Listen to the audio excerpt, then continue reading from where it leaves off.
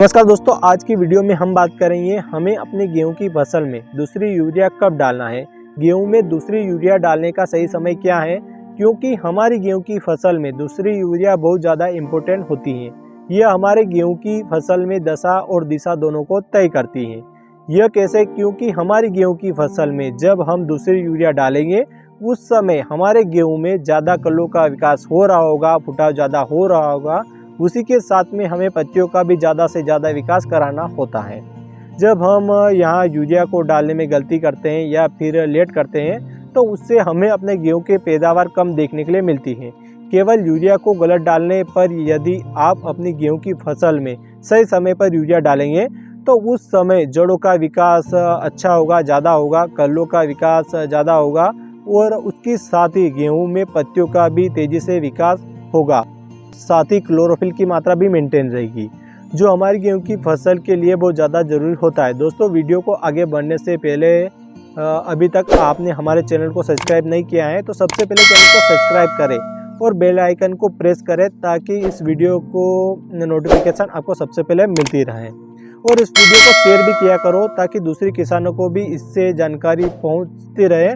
तो दोस्तों, गेहूं की फसल दूसरी यूरिया के बारे में बात करने से पहले थोड़ा सा कंफ्यूजन दूर कर लेते हैं, क्योंकि कई सारे किसानों की तीसरा यूरिया के बीच मतभेद है। अब कैसे मतभेद है थोड़ा सा समझते हैं। जैसे आपने अपने गेहूं की बुआई की उस समय पहला यूरिया मान लेते हैं किसानों ने। जब आप सीयराइज स्टेज पर जो यूरिया डालते हैं उसे किसान दूसरा यूरिया मान लेता है।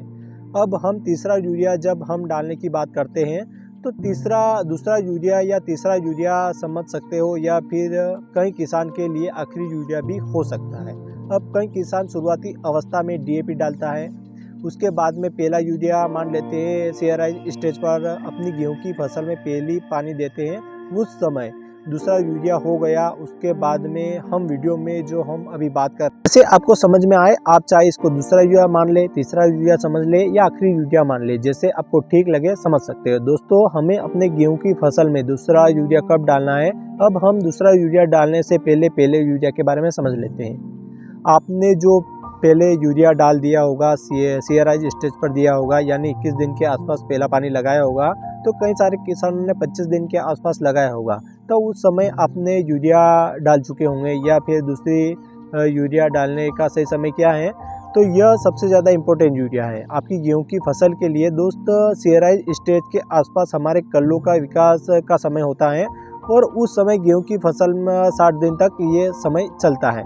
और आप अपनी गेहूं की फसल में पहला पानी जब लगाते हैं तो अब आप अपनी दूसरा पानी लगाने जा रहे हैं तो कम से कम 20 से 25 दिन गैप आपको लगाना है पहले पानी और दूसरे पानी के। इस समय आप अपनी गेहूं की फसल में दूसरा पानी लगा रहे हो, उस समय आपको अपनी गेहूं की फसल में दूसरा यूरिया देना होता है, क्योंकि हमारे गेहूं की फसल में कलो या फुटाव हो रहा होता है या फिर फुटाव हो चुका है, तो कल्लों का विकास होने का समय हो चुका है और उस समय हमें कल्लों का बिल्कुल स्वस्थ रखना होता है और उसके साथ ही गेहूं में पत्तियों का भी विकास कराना होता है। तो उस समय हमें ज़्यादा से ज़्यादा नाइट्रोजन की आवश्यकता होती है कल्लों के फुटाव और विकास के साथ नई पत्तियों के विकास के लिए। यदि आप अपने नाइट्रोजन देने में गलती करते हैं या फिर गलत तरीके से देते हैं या फिर थोड़ा आगे पीछे करते हैं, आपकी गेहूं की फसल में जो नए कले निकलते हैं उनको नाइट्रोजन की ज़्यादा ज़रूरत पड़ती है और उसी के साथ में कलों के विकास के लिए हमें नाइट्रोजन की बहुत ज़्यादा ज़रूरत पड़ती है। और उस समय हमें यूरिया डालते हैं तो फोटो संश्लेषण की जो क्रिया तेज होती है और जिससे नए पौधे ज़्यादा हरापन नज़र आता है, जिससे ज़्यादा विकास होता है और उस समय हमें पत्तियों का भी ज़्यादा से ज़्यादा विकास कराना होता है। तो इस समय हमें अपने गेहूं में थोड़ी सी रुकावट करते हैं या यूरिया को कम आगे पीछे डालने में गलती करते हैं तो सीधे सीधे कल्लों पर फर्क दिखाई देता है। कई बार ऐसा भी होता है कि सही से कल्लों का सही से फुटाव नहीं हो पाता है, जो हमारे कल्ले निकल रहे हैं, क्योंकि हमारी गेहूं की फसल में जितने ज़्यादा कल्ले होंगे और उतनी ज़्यादा बालियाँ होगी और उतनी ज़्यादा हमें पैदावार देखने के लिए मिलेगी। सही समय पर यूरिया देने में यदि हम गलती करते हैं, जिससे सीधे सीधे कल्लों पर फर्क देखने के लिए मिलेगा। और इसे आप नाइट्रोजन को गलत तरीके से देंगे तो इस समय पीलापन आपकी गेहूं की फसल के लिए खतरनाक चीज़ है। जो काम इस समय नाइट्रोजन कर देगा, यह काम आगे आपको महंगे टॉनिक या फर्टिलाइज़र डालकर भी नहीं कर सकते। यदि दोस्तों आप भी बताए गए तरीक़ों से गेहूं की फसल में यूरिया डालेंगे तो गेहूं की फसल में ज़्यादा से ज़्यादा फुटाव लेने के साथ कल्लों का भी ज़्यादा विकास कर सकते हैं और क्लोरोफिल की मात्रा को मेंटेन रख सकते हो। तो इस समय बहुत ज़्यादा ज़रूरी है, क्योंकि आपकी गेहूं की फसल के लिए जितने ज़्यादा स्वस्थ कल्ले होंगे उतनी ज़्यादा अच्छी बालियाँ होगी और आप बालियों से बहुत अच्छी पैदावार ले सकते हैं। तो दोस्तों यह तो था गेहूं की फसल में दूसरा यूरिया डालने का सही समय और तरीका।